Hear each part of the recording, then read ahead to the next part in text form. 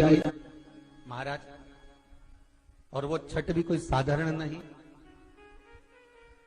जिस छठ माता का स्मरण स्वयं भगवान कृष्ण के पुत्र सांब ने किया,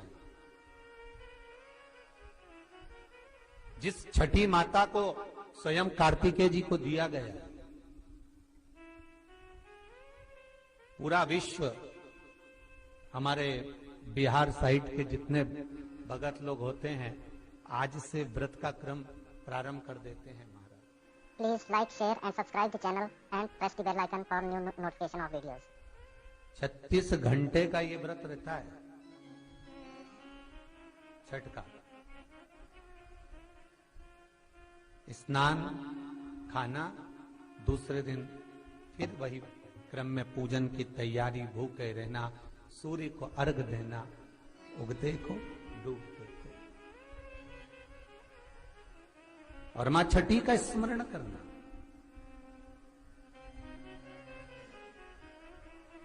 और ये कोई साधारण सा महीना नहीं है कार्तिक का महीना। जिस कार्तिक के महीने में माता लक्ष्मी का स्मरण कर रहे हैं, कार्तिक के महीने में गणेश का स्मरण कर रहे हैं, माता सरस्वती का स्मरण कर रहे हैं, भगवान शिव का स्मरण कर रहे हैं, ये वही कार्तिक का महीना है जिसमें भगवान शंकर और भगवान कृष्ण का, भगवान नारायण का मिलन हुआ था। अभी जो कार्तिक पूर्णिमा आएगी उसके एक दिन तेरे हरिहर मिलन आता, वैकुंठ चतुर्दशी।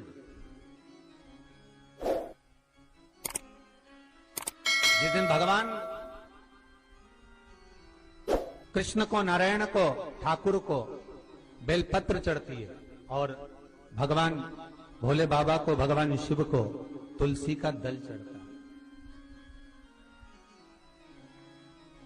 दोनों का मिलन हुआ था, हरिहर मिलन, वैकुंठ चतुर्दशी। और हमारे शिव महापुराण में इसका बड़ा महत्व है, क्योंकि संपूर्ण समय में, पूरे वर्ष भर में केवल एक दिन ऐसा होता है जिस दिन भगवान शंकर पर तुलसी का दल चढ़ता है, और संपूर्ण समय में एक दिन ऐसा होता है जब ठाकुर जी पर बेलपत्र समर्पित होती है। शास्त्र तो कहता है, विष्णु पुराण कहती है, स्कंद पुराण वर्णन करती है कि ठाकुर जी को तो बेलपत्र आप अगर पूजन कर रहे हो तो रोज समर्पित कर भी सकते हो, पर शंकर भगवान को, भोलेनाथ को, मेरे विश्वनाथ को तुलसी का दल साल भर में समर्पित नहीं होता, केवल एक वैकुंठ चतुर्दशी का दिन ऐसा होता है। और उस बेलपत्र की भी बड़ी महत्वता है। और कार्तिक के महीने में अपन जब कथा श्रवण कर रहे हैं, आनंद ले रहे हैं, सुनने के लिए बैठे हैं और मौका मिला है कार्तिक महत्तम को श्रवण करने का, तो एक एक महत्व को अपन समझ। उत्तर भारत के जो लोग हैं ये पूजन करते हैं दीपावली के बाद में छठ की पूजन, छठी। बिहार साइड में, यूपी साइड में, इधर सबसे ज्यादा पूजन होती है छठ की। कौन सी माता है ये? छठ है। कौन सी माता? छठ। जितने लोग पूजन कर रहे हैं उनको भी ज्ञात नहीं है कि ये छठ की पूजन होती क्यों है, ये माता है कौन सी। ये छठ माता कोई दूसरी नहीं है, कार्तिकेय जी की धर्म पत्नी देवसेना है जिसकी पूजन होती है छठी के रूप में। उगता सूरज और डूबता सूरज का अर्घ होता है। सबसे पहली छठ पूजन किसने करी थी? भगवान कृष्ण के पुत्र सांब ने करी थी। सांब पुराण कहती है सबसे पहली छठ पूजन, क्योंकि सांब का शरीर बेकार हो गया था।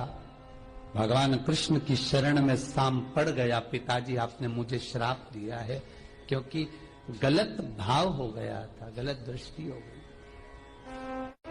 भगवान कृष्ण के पास में जामवंती जी बैठी हुई थी तो सामने आकर कहा, पिताजी मुझसे गलती हो गई, बहुत बड़ी गलती, क्षमा कर दीजिए।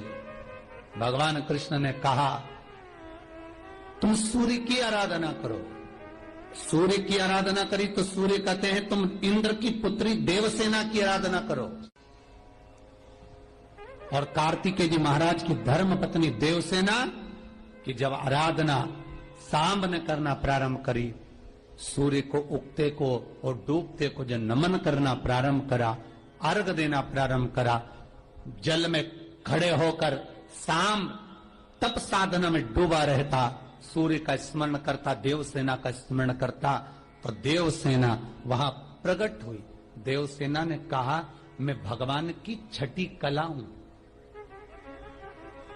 मैं भगवान देवताओं की छठी कला हूं, इसलिए जगत में मैं छठी के नाम से पूजी जाऊंगी। और सुन ए शाम, तूने मेरी आराधना करी है, मृत्यु लोक में जो मेरी आराधना करेगा वो जगत का सारा सुख भोगेगा, और तू भी चिंता मत करना, तू भी सर्व सुख भोगेगा। अब देखिएगा महाराज, शिव महापुराण की कथा कितना सुंदर वर्णन कर रही है कि एक लोटा पानी का फल क्या है। माताओं जरा आप ध्यान दीजिएगा।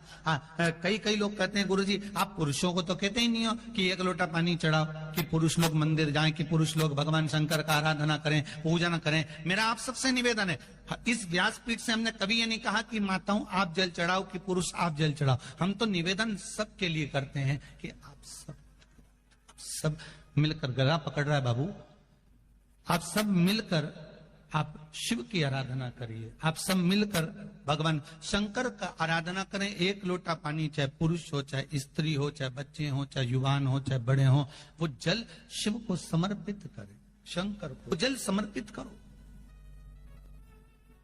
शंकर को जल चढ़ाइए। उसका फल क्या है महाराज? शिव जी की कुछ चीजें बड़ी प्रिय है। एक भस्म का त्रिपुंड, एक गले में रुद्राक्ष की, जम के बोलिए, माला, और अगर रुद्राक्ष की माला नहीं भी हो तो एक रुद्राक्ष आपके गले में हो, मस्तक पर त्रिपुंड हो, गले में रुद्राक्ष हो, और मुख पर या तो पंचाक्षर मंत्र नमः शिवाय ओम, या ओम नमः शिवाय, या श्री शिवाय नमस्तुभ्यम।